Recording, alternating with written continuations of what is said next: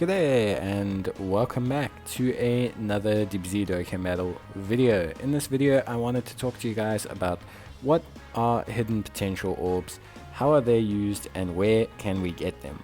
So hidden potential orbs for the most part are basically the material that you use to augment the abilities of your cards.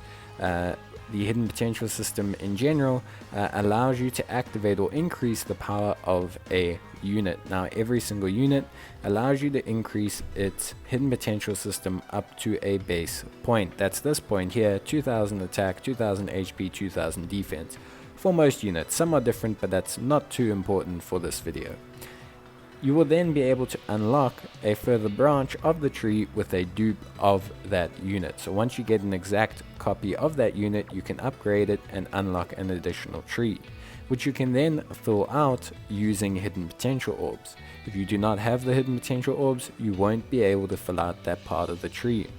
You can see with the rainbow units, they have almost 3,000 more attack, HP, and defense than borderline base units, and 5,000 more than units that do not have any hidden potential system filled out.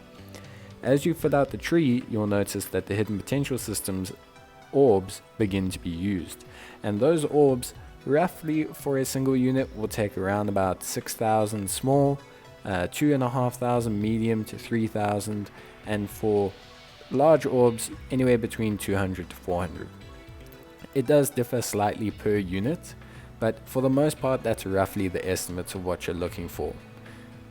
The thing is you're not going to be able to maximize the potential of your units if you don't have hidden potential orbs. And that kind of goes hand in hand with the hidden potential system. You see all these big benefits of the hidden potential system: the ability to unlock additional critting, additional attacks, evasion, it augments their defense, it augments their recovery of health.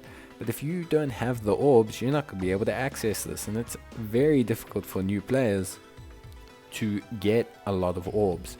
For someone like me who's been playing the game for years, getting orbs is not a problem. I have a backlog of orbs. But for new players and people getting a lot of new units at once, it can really drain your hidden potential orb supplies quite quickly. So what I thought we'd do today is we will discuss where you can get hidden potential orbs and how you can change your units from having only 2,000 additional stats to 5,000 with extra crit and extra additional and all the perks. Now of course, just a disclaimer, this is not everything that you can do. There are certain events that will pop up from time to time, but I'm covering the generic basics that you'll probably see mostly throughout a year, or you'll see regularly on a month-to-month basis. So the first event, as always, should be your daily mission for hidden potential orbs. I know a lot of people don't do their daily missions. A lot of people just throw these missions to the wayside. Don't do that. Even though it may seem like a small amount of orbs, it all adds up in the end. If you were to run this mission every single day, you'll very quickly over the course of a year get your orbs. I mean, if you take the entire year and you divide it by 5, you should be able to, running this event, max out at least 1.5 units using the daily event of each type every single year. Now I know that doesn't sound like a lot. You think, oh, 1.5 units, that's not a lot for running it every single day. It takes less than a minute to run. It's very, very easy to do, and if you do it, you get the orbs. It's not something that's going to give you any form of complications. So try and focus in on that, and obviously just do those daily missions. I have heard that they might combine all the daily missions soon into one event. That is also acceptable. Once that event comes out, just make sure you do it. It's probably going to make your life even easier than it is currently. So I highly suggest that you run this mission every single day.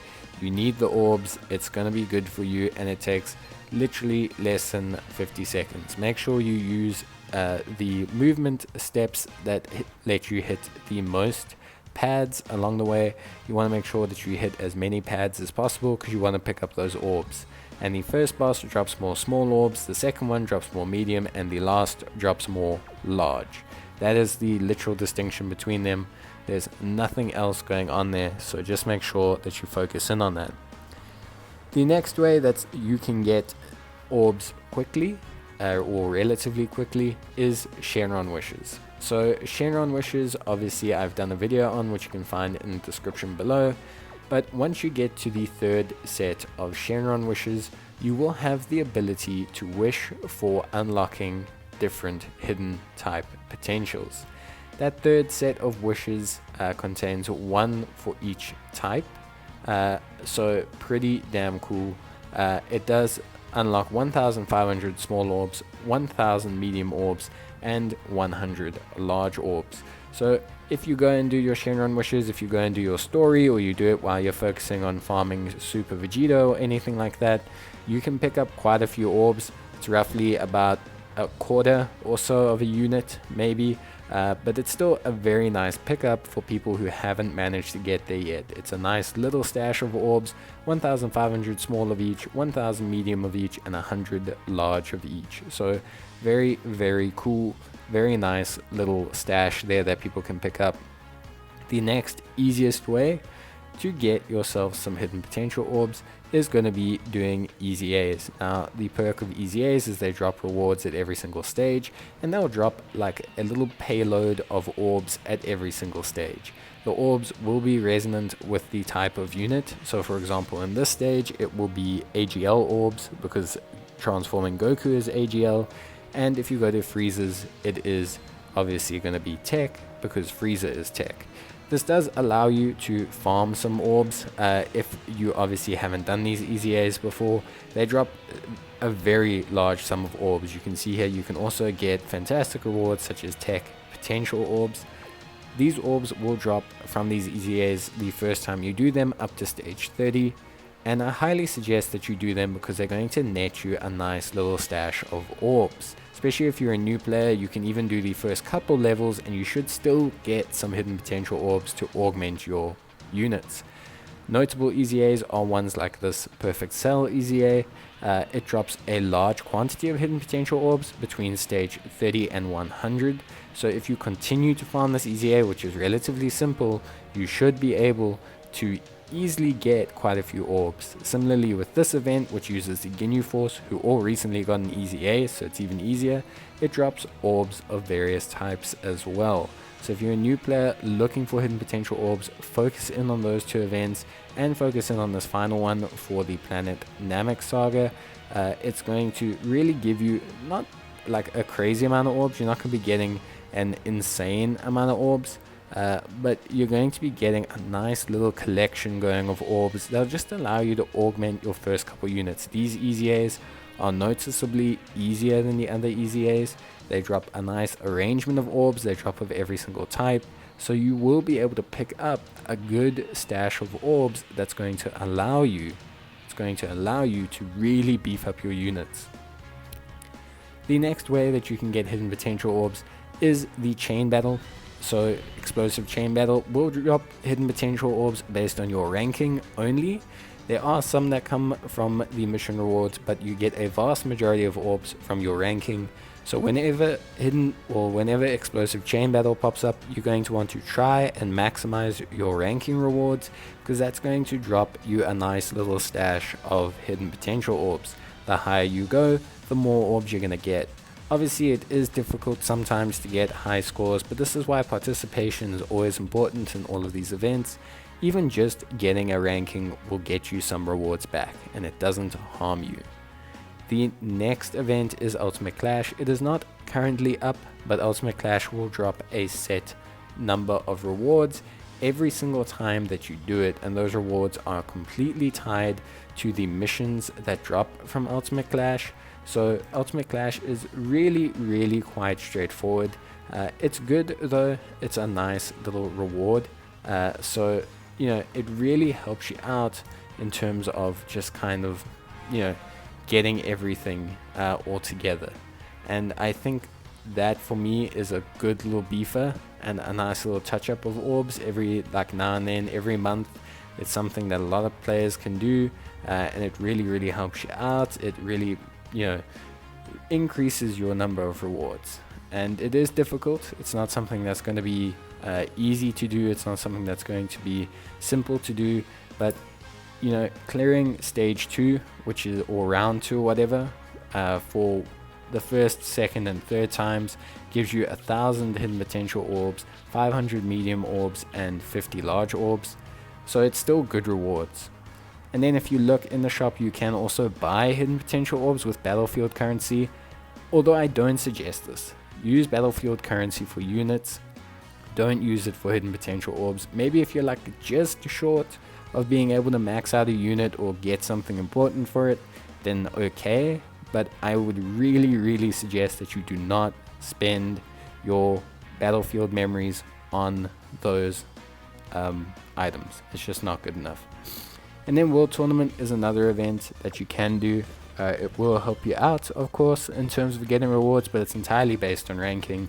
A video on World Tournament will be in my description down below, but it's entirely based on where you place and the mission rewards you get from there. So you can focus on World Tournament, but it pops up once every month and a half or so.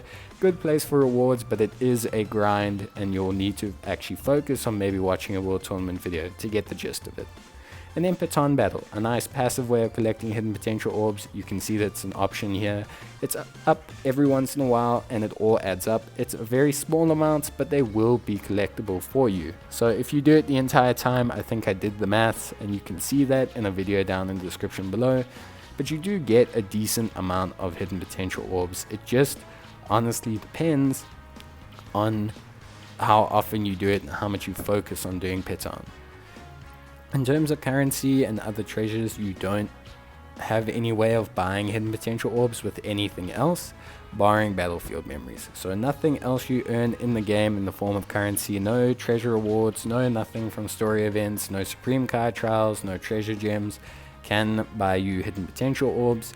So you're going to either have to use battlefield memories, which I don't suggest, or you're just going to have to grind it in all these other ways.